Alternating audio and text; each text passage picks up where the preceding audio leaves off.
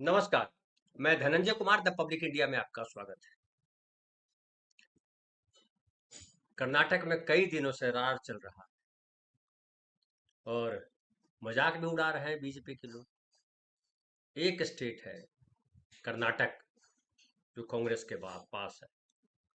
एक हिमाचल प्रदेश है तो छोटा सा स्टेट है, लेकिन कर्नाटक का महत्व है क्योंकि कर्नाटक दक्षिण भारत और उत्तर भारत को भी जोड़ता है। पश्चिम भारत तो है ही, महाराष्ट्र और कर्नाटक अगल बगल है। और वहाँ बहुत मजबूती के साथ 2023 में जब सरकार बनी थी तो उनके पास 135 विधायक थे। 224 में से 135 विधायक, भारी बहुमत कहा जा सकता है, अच्छा बहुमत कहा जा सकता है, क्योंकि 124 है तो 112 या कहिए 113 में बहुमत होता है।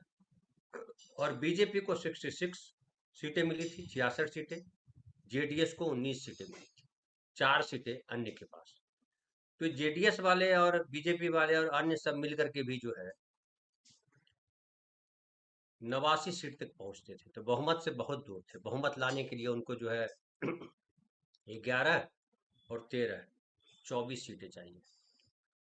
तो कांग्रेस को तोड़ देंगे, कांग्रेस के अलावा कोई पार्टी नहीं है, तो कांग्रेस टूटेगी तब उनका भला हो सकता है।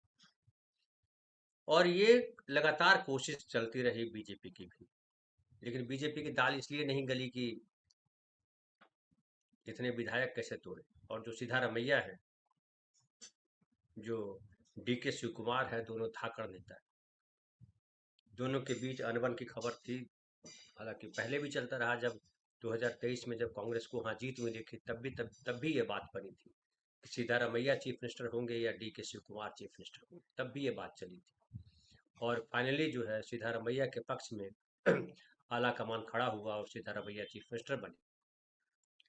लेकिन डी के शिव कुमार के समर्थकों का कहना था कि 2.5 साल का फार्मूला लागू हुआ था कि 2.5 साल सिद्धारमैया चीफ मिनिस्टर बनेंगे, 2.5 साल D K Shiv Kumar chief minister बनेंगे। और इसको लेकर के जब 2.5 साल पूरा हुआ तो बाकायदा एकदम गहमा गहमी फैल गई। लोग दिल्ली आने जाने लगे और ढेर सारी चर्चाएं होने लगी। और इस चर्चाओं को बल मिला तब जब सिद्धारमैया और डी के शिव कुमार भी आपस में एक दूसरे पर टीका टिप्पणी करने लगे और ऐसा लगने लगा कि बीजेपी जो है वहां कामयाब हो जाएगी। लेकिन शायद आला कमान ने अपनी ताकत दिखाई या आला कमान ने अपनी बात रखी और कल सुबह 10:30 बजे दोनों ब्रेकफास्ट टेबल पर मिले। ये देखिए, ये 10:30 बजे कल सुबह जो है दोनों डी के शिव कुमार और सिद्धारमैया जो चीफ मिनिस्टर है और D K Shiv Kumar deputy chief minister है, दोनों मिले मुख्यमंत्री आवास पर। और आवास पर मिलने के बाद दोनों ने कहा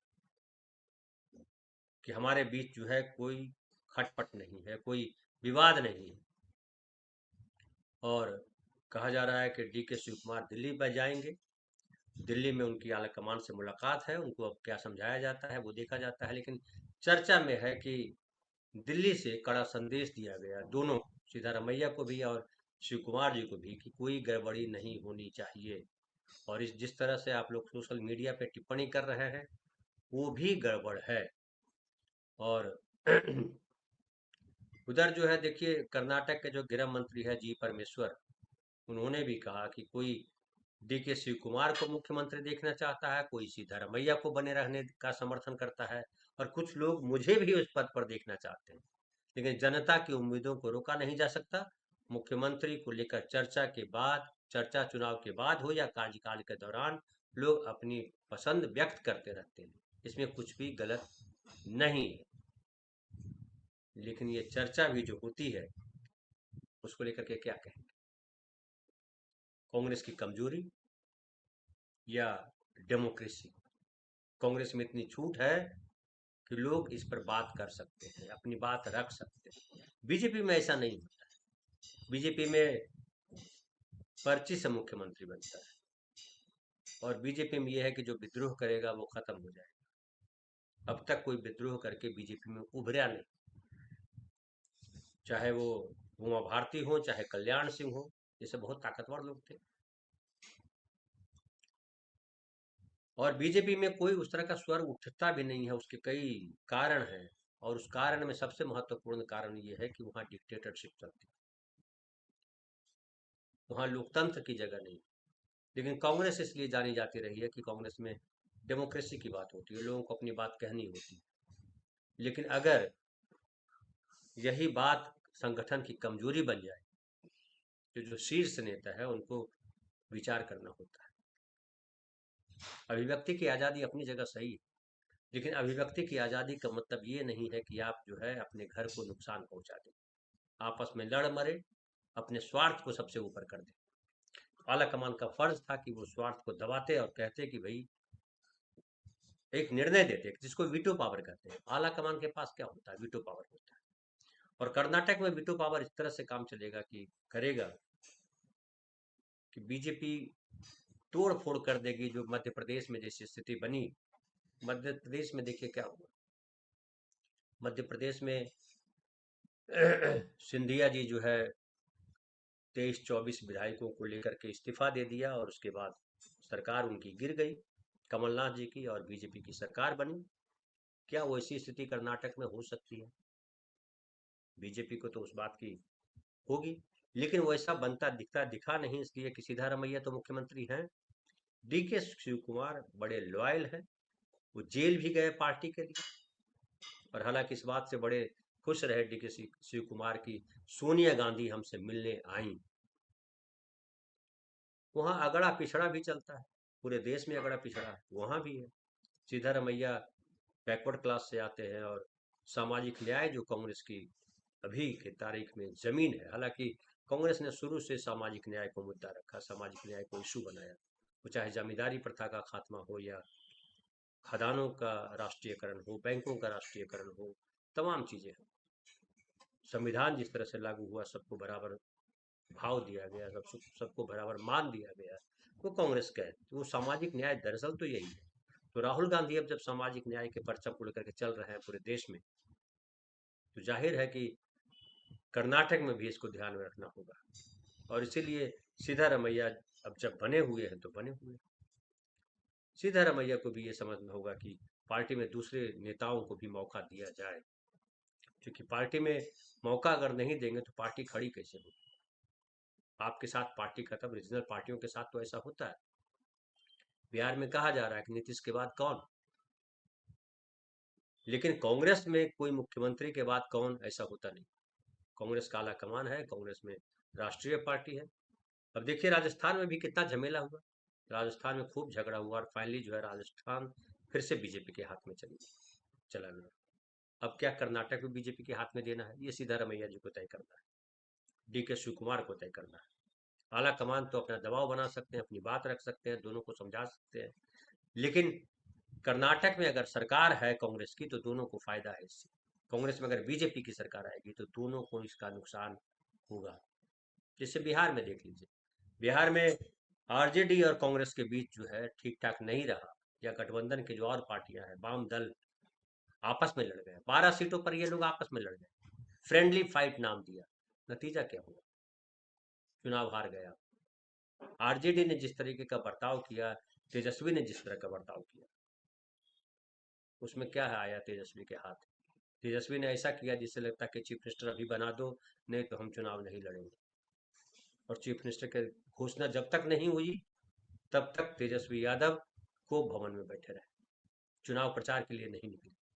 और वो अकेले नहीं थे, उनके साथ डिप्टी चीफ मिनिस्टर के तौर पे जो सहनी जी थे, मुकेश सहनी, वो भी लगातार लगे रहे कि कैसे डिप्टी चीफ मिनिस्टर मैं घोषित करूँ, विधायक का पता नहीं, डिप्टी चीफ मिनिस्टर घोषित करूँ। फाइनली हुआ क्या? सब लड़ मरे, और इतनी सीटें भी नहीं आई कि आप कुछ कर सको। बड़ी मुश्किल से बची विधायक, ये जो विपक्ष का जो नेता है उसके 2010 वाली स्थिति आ गई। 2010 में 22 सीटें आई थी आरजेडी, इस बार 25 सीटें आई। तो इतना ढोल ढबाचा बजाया, हुआ क्या? कांग्रेस पार्टी के आला कमान में हमेशा ये रहा कि उन्होंने वोटर अधिकार यात्रा या वोट चोरी को बहुत महत्वपूर्ण मुद्दा बनाया। ये भी कहा कि चुनाव आयोग गलत काम कर रहा है, प्लेइंग लेवल फील्ड जो है वो नहीं रख पा रहा है, है और इसकी वजह से बड़ी गड़बड़ियां हो रही। लेकिन ये अपनी जगह है। जो 61 विधायक जाकर के मिले दिल्ली में, आला कमान ने बुलाया, राहुल गांधी खड़गे दोनों ने मिलकर के मुलाकात की उन 61 उम्मीदवारों से जो विधानसभा चुनाव में उम्मीदवार थे कांग्रेस की तरफ से। 10-10 लोगों की टोली से मिले वो, उनको सुना, उनको समझा कि क्या वजह रही कि कांग्रेस पार्टी को हार मिली या महागठबंधन को इतनी बड़ी हार मिली। समीक्षा बैठक उसको कहा गया। हालांकि ये भी चर्चा में आया कि समीक्षा बैठक में दो विधायक आपस में भिड़ गए, गाली गलौज हुई, हाथापाई हुई, गोली तक मार देने की बात। एक वैशाली के विधायक थे, एक पूर्णिया के विधायक थे। तो उसको किसी तरह से शांत कराया गया। कहते हैं तारिक अनवर ने उनको डांट डपट की कि भैया अनुशासन क्यों भंग कर रहे हो। लेकिन जो उन विधायकों ने जो जो उम्मीदवार थे उन लोगों ने जो कहा वो समझने वाली बात थी। और उन्होंने कहा कि हम जो हारे उसमें बड़ी वजह थी कि हमारा कोऑर्डिनेशन सही नहीं था, हम आपस में लड़ रहे थे, सही लोगों का को टिकट नहीं दिए गए, बाहरियों को टिकट दिए गए, पैसों पे टिकट बिका, तमाम तरीके के आरोप लगाए गए। और खास करके ये कहा गया कि हमको आरजेडी से अलग लड़ना चाहिए था, आरजेडी के साथ हम लड़े, उसका नुकसान हुआ। ये तमाम बातें उभर करके आई। तो वोट चोरी, और ये भी आया कि वोट चोरी और जो वोटर अधिकार यात्रा है वो ऊपरी लेवल पे था। जो आम आदमी की परेशानी थी, महंगाई, बेरोजगारी और तमाम चीजें, उस पर कांग्रेस ने असर नहीं, दबाव नहीं बनाया, उस पर बात नहीं की। उसके वजह से हम हार गए। और कांग्रेस की वहां जो 6 विधायक आए हैं, बताया जाता कि उन पर भी जो है तलवार लटकी हुई है। तलवार किस तरह की? कहीं वो विधायक टूट करके जेडीयू के साथ न मिल जाए। कहा जा रहा है कि जनता दल यू अपनी सीटें बढ़ाने के लिए परेशान है। अभी 89 सीटें हैं उनके पास, बीजेपी के पास सबसे बड़ी पार्टी के तौर पे बीजेपी है। जनता दल यू दूसरे नंबर पर है, 85 सीटें हैं। जनता दल की कोशिश है कि सबसे बड़ी पार्टी के रूप में जनता दल यू हो जाए, ताकि कल को रास्ते खुले रहे। अभी सबसे बड़ी पार्टी बीजेपी है, तो जाहिर है बीजेपी के पास राज्यपाल जो है सबसे बड़ी पार्टी के तौर पे बीजेपी को बुलाएंगे अगर झगड़ा होता है तो।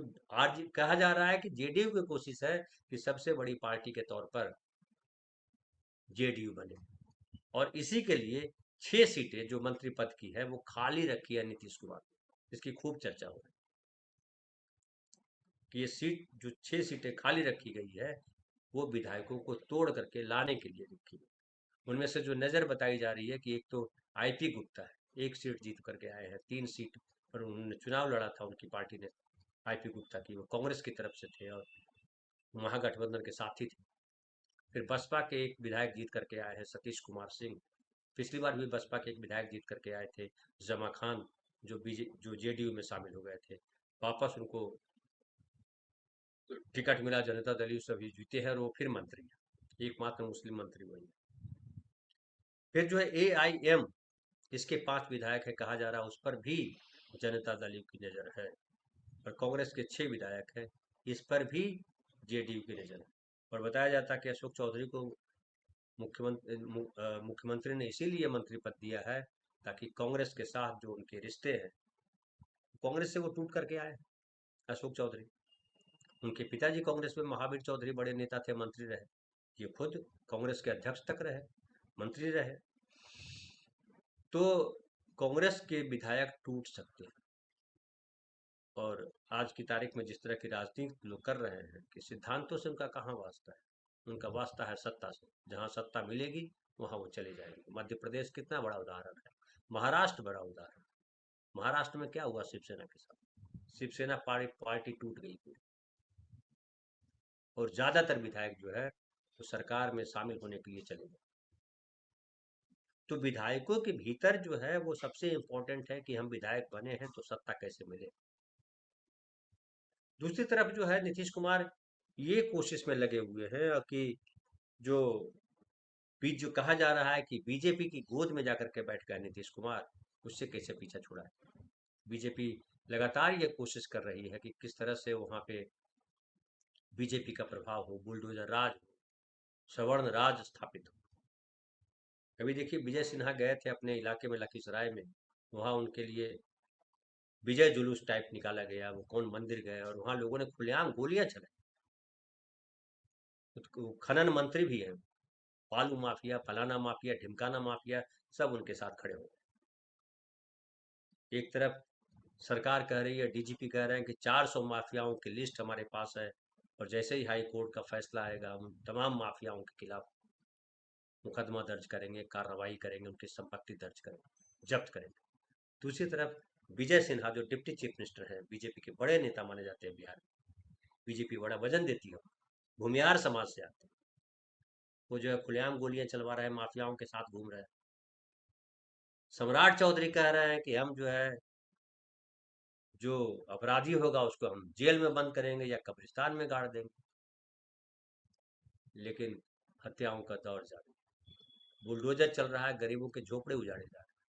40-40, 50-50, 60-60 साल से जिनके जो घर में रह रहे हैं, दलित, पिछड़े, उनके घर तोड़े जा रहे हैं, उनकी दुकानें तोड़ी जा रही हैं। हालांकि मुसलमानों के खिलाफ जिस तरह से अभी बीजेपी अभियान चलाता, अभी चलाया नहीं उसने, लेकिन वो जो बिहार स्टेट माइनॉरिटी कमीशन के अध्यक्ष है मौलाना गुलाम रसूल बिलिया भी, वो जो है जनता दल के नेता है, उन्होंने सरकार को लिखा है कि ये जो है रिपोर्ट भेजी है कि कब्रिस्तान को कबीर स्थान बताकर विवाद पैदा करने की कोशिश की जा रही है। जो कब्रिस्तान है उसको कबीर स्थान बताकर कोशिश कर रहे हैं कि विवाद पैदा हो, और नीतीश कुमार से मांग की है कि आप इसमें दखल दीजिए। और कई जगह जो है मामले को, कब्रिस्तान की जमीन पर कब्जा, मनमाने कंस्ट्रक्शन और कई जगहों पर झूठी अफवाहों ने हालात को सेंसिटिव बना दिया, जिस पर ध्यान देने की जरूरत है। और देखिए, माइनॉरिटी कमीशन ने मुख्यमंत्री से अपील की है कि वे संबंधित डिपार्टमेंट यानी revenue department, land reform department और होम डिपार्टमेंट को निर्देश दें कि उन कब्रिस्तानों की सुरक्षा के बारे में एक साफ और आखिरी फैसला जारी करें।